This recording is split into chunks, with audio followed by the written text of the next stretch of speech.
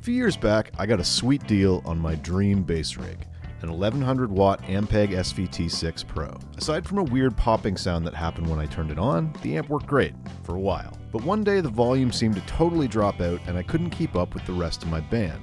Instead of taking it to the nearest repair shop for diagnosis like a normal person, I decided to bring in a remote viewer to do some psychic tech support instead. Welcome back to Rockstar Intuition. For those who are new here, this channel exists at the intersection of creativity and psychic abilities. Perhaps you've already heard about the practical uses of remote viewing. Back in the 1970s, 80s, and 90s, the US military used it to help with everything from locating downed aircraft and saving hostages to determining when and where to look for contraband on inbound shipments. At least that's what the people who were there have said. Or you can trust the jaded Wikipedia entries about this topic, which have been intentionally butchered by sad weirdos who don't believe in magic. For contrast, I'm a happy weirdo who does believe in magic. I've used remote viewing pretty frequently to predict the news, support creative projects, and even to predict movements in financial markets, but we'll talk about those uses in a different episode, maybe with some special guests. Today on Rockstar Intuition, we're using remote viewing for something much more mundane, to fix my bass amp.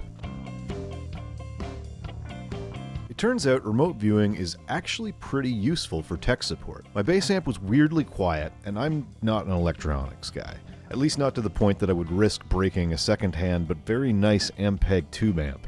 So instead of driving an hour to the closest repair shop, I had my friend Josh from the Psychic Guys podcast diagnose the problem remotely. Josh is a US Marine Corps veteran who spent 20 years as a Christian fundamentalist and today's rockstar intuitive. He eventually deconstructed his faith and began exploring other avenues of faith and consciousness, which led him in 2021 to remote viewing. He's also done operational remote viewing and ARV work, as well as missing persons targets. One time we even spent a weekend trying to find some missing llamas, but that's a story for another day. I provided Josh only with a target number and some very basic front-loading. Specifically, that the target was the source of a technical problem. The purpose of the project was to solve that problem for the tasker, me, and to demonstrate the effectiveness of remote viewing as a tool for practical uses. A few days later, Josh did a blind session of Cowboy Remote Viewing on my target. This is a freestyle form of psychic perception which he helped to invent with a few other talented wizards on the remote viewing subreddit Discord group. Josh does his Cowboy RV by recording audio sessions while driving,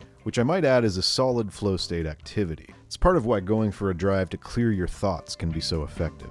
Cowboy style RV isn't really meant for beginners because the lack of structure can sometimes lead you off target. That did not happen here. What follows is a lightly edited version of Josh's actual session and a monitored follow-up or retasking, where we talked a bit more about his data and eventually provide the big reveal. I'll be popping in from time to time with highlights as well, because this session was an absolute banger. Okay, it is March 20th. The target I am doing is from the neutral. The front loading was something along the lines of this was a troubleshooting kind of scenario. I'm starting out my session, as I often do, in my little mental space white room where I engage with my initial imprints of the target. And probably due to the nature of the front loading, I see just a little box with a configuration of gears. It'd almost look like the kind of thing that you would put inside a music box, like the little wind-up part with those gears. And something seems misaligned. In this picture, it's just a square black box, and there are three small gears. They alternate between being like little white ceramic cogs and actual metal gears. They're all aligned. When I'm looking at the side of the box, they're all aligned. They're all going straight, basically. Like, they're not intersecting or meshing from where they're popping out of the box. And if I were to label them going left to right, there's cog 1, cog 2, cog 3, and cog 2 is the one that feels out of place in this equation. The first cog is a small white plastic one, little tiny spokes or teeth. The second one, if I take the little lever and kind of work my way around, listen to the music comes out a little bit clunky, disorganized, and looking at the teeth, it seems like there's a couple sections that are worn away. The third one is a larger gear, and it is solid metal. well, there's little spaces in between, but I don't know how relevant that is. I'll include it in the supplemental sketch. It seems like the problem with Cog 2 is that it's been just worn down due to time. It's a combination of just overuse and already needing to be replaced or swapped out, as well as something to do with the way it's sitting in the box. It's not a problem that would necessarily be noticed right away. It's something that, like, oh, this was a bit misformed, and the way it ground against the gears, it just took a chunk out one day, as opposed to just being a sudden break. It seems like the quickest solution to the problem is going to be switching out the gear and just replacing it with a different one. It's interesting that Josh's data suggested that the component that was the problem was worn out, but not necessarily broken. The piece that came back from the technician was, in fact, a blown-out tube, which they gave back to me with a note that said it's weak, but it still works. This amp has two different kinds of tubes in it. The 12AX7s, which are known for their high gain capabilities, and the 12AU7 tubes, which have very low gain. Those do provide a great deal of headroom, however, and have higher current. And there's two of them, an AX followed by an AU and then a second AU, or a grouping of three. Sure enough, the middle one, or gear number 2 as Josh said in his data, was in fact the one that was the problem. And even though his session started talking about a music box, which technically a bass amp is, if you really think about it, his focus on gears was not exactly that far off. If you look at a close-up of the tube itself, you can actually see that they have little gears inside them. So I'm going to take this gearbox, I guess, and I'm going to just see what all does it plug into, what other features are involved. It seems to be connected in another system, and the chart I'm seeing is like it gets put in at the bottom of this sort of circuit, which goes to 3 other points. Not specifically through the device, it's like there's point A, point B, point C, and then it's making its way clockwise through the circuit, and then it gets to the device and it goes through to point A again.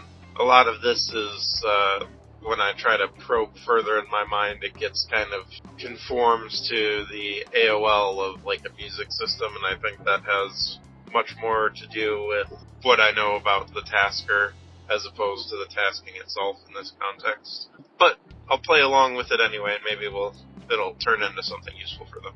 When I look at the connections between the different points, it's like point A is actually not a device, it's a person, and the kind of AOL that goes in here is a person playing a guitar. The part A of the machine is the person, and they are putting in inputs to the guitar itself. It like goes from the person to the way they're manipulating the strings, and that's the B in this circuit. The way they're striking them, the way they're changing the notes, and then it goes to C, which are the pickups of the guitar. Like I don't really have to explain this for the tasker, but if this gets shown to other people, like the magnetic pieces that they pick up on the vibrations of the strings and then carry it through to the amp, with the machine being the amp, more or less. It takes all of those received inputs and it sends it back out, and the reason that it connects in a loop to what we're calling a person at A in this diagram is that person hears what's coming out of it and identifies deficiencies or whatever. The immediate solution seems to be that there is a piece that has worn down due to time, and that piece needs to be replaced, but probably with just better quality materials. So I guess that's where I'm going to wrap up for now, and I will send this off to the Note Troll, and we'll see what kind of retasking comes out. Date is March 20th. All right, let her rip. What was the first thing you wanted to do? So element 2 that you identified in your last go of the target, I would like to get more information about that element. All right. Going off of just my analytical memory of it. In the original tasking, there was a little, almost like a little music box with about 3 gears, and they were lined up in a row going from left to right, 1, 2, and 3. The second gear had the visual was basically like a gear where several of the teeth were worn down. It felt like the root cause of this was just the weakness of the material, and constant use eroded it in a way that made it so that it degraded the quality. In the box itself, the way it connected, there was this little visual of like stiffness on not specifically the gear, but the little hook that the gear is supposed to be, the teeth are supposed to be catching. It seemed like the optimum solution was going to be to just replace that gear with probably something of a little bit of stronger material. The only other thing I was going to say is, on a scale of say 1 to 10, take the position of a technician for this music box, and what would this technician feel is the degree of difficulty to correct this issue? Get a just brief visual flash of unscrewing the corners of the box, pulling off a plate, and kind of just taking out, disconnecting the gear and putting a new part in. Now, before I sent this tasking off to Josh to do his session, I was pretty convinced that my problem was related to something to do with the tubes in the amp. This is generally the most common problem in a tube amp, so I'm not surprised that that's what he came up with. The surprising part is the fact that he had no idea that my target was an amp, or anything musical at all. He just picked that up. A lot of times, the thing that's most likely the problem is what's most likely the problem. Yeah. The main overlay I had in terms of like tasker bias, and I wouldn't even really call it tasker bias, it's more my own personal bias, is I was like, oh, this is coming from Note Troll, this is a music thing. And that's how it kind of painted the imagery there. Guessing that the problem with the tube amp was a tube is not in itself a huge stretch or particularly shocking. Now, my amp has several tubes in it. One of them happened to be weak. It wasn't dead, but it was on the verge of failure, just like a gear starting to lose its teeth. Josh mentioned something was off about how the cog was seated. This lines up too. Ever since I replaced the tube, that pop on boot up has been gone. The amp's back to full volume. Now you might be thinking, okay, that's a weird coincidence, but here's the point.